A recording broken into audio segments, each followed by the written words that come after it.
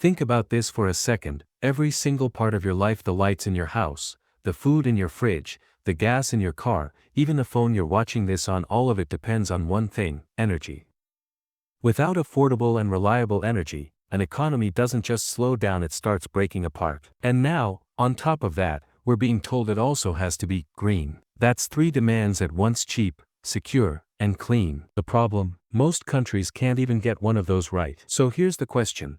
If we looked at global warming purely as economists, not as environmentalists, and stripped away the emotions about polar bears and forests, what would the cold, hard numbers tell us? Would saving the planet even make economic sense? Or is it actually cheaper to just keep burning and deal with the damage later? Energy and economic growth are tied at the hip. The more energy a country can access, the more factories run, the more goods get produced, the more jobs are created. When the US tapped into shale oil and gas in the early 2010s, it wasn't just an energy story. It lowered prices by nearly half, saved consumers billions of dollars a year, and created hundreds of thousands of jobs. On the flip side, when energy security is threatened, entire economies shake. After Russia invaded Ukraine, Germany had to suddenly cut itself off from Russian gas. Prices spiked, factories slowed down, households paid more, and inflation surged. For a country built on cheap industrial energy, that shock was devastating. So the lesson is clear: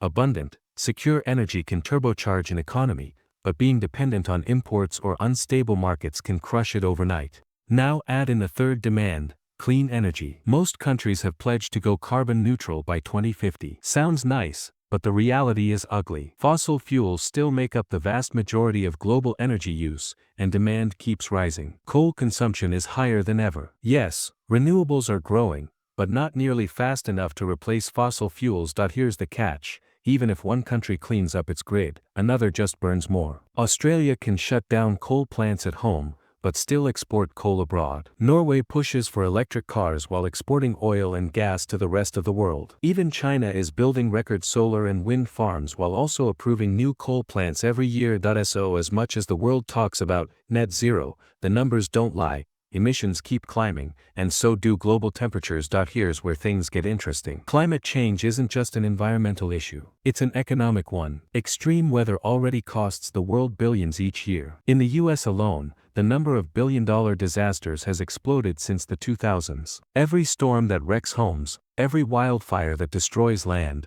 every flood that wipes out crops, all of that adds up. Insurance costs climb, food prices rise, infrastructure has to be rebuilt, and productivity drops. Agriculture is already feeling it. Studies estimate global warming has cut agricultural productivity by more than 20%. Heat waves also reduce worker output. Construction, farming, and outdoor jobs are hit hardest. Healthcare costs rise as heatstroke, exhaustion, and heart strain become more common. And then there's sea level rise. Land, actual valuable, productive land, literally disappears. Imagine Miami, New Orleans, or whole island nations losing territory. That's lost homes, lost businesses, lost tax bases. Now, in fairness, it's not all downside. Some colder regions like parts of Canada or Russia might actually gain farmland as temperatures rise. Heating costs could drop in northern countries, and melting sea ice could open up faster shipping routes in the Arctic. But here's the reality: those benefits are tiny compared to the global losses. And worse, they're uneven. Poorer,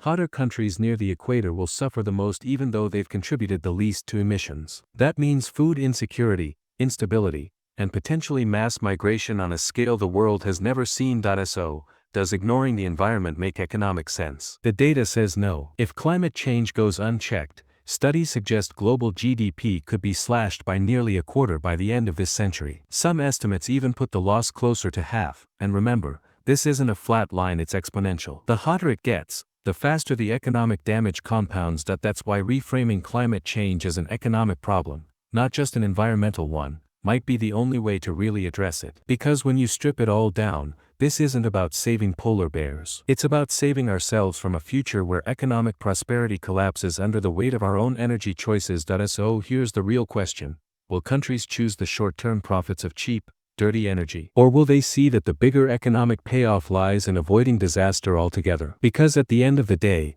this isn't about being green. It's about being smart. What do you think? Cheap, secure, or green? Which should come first?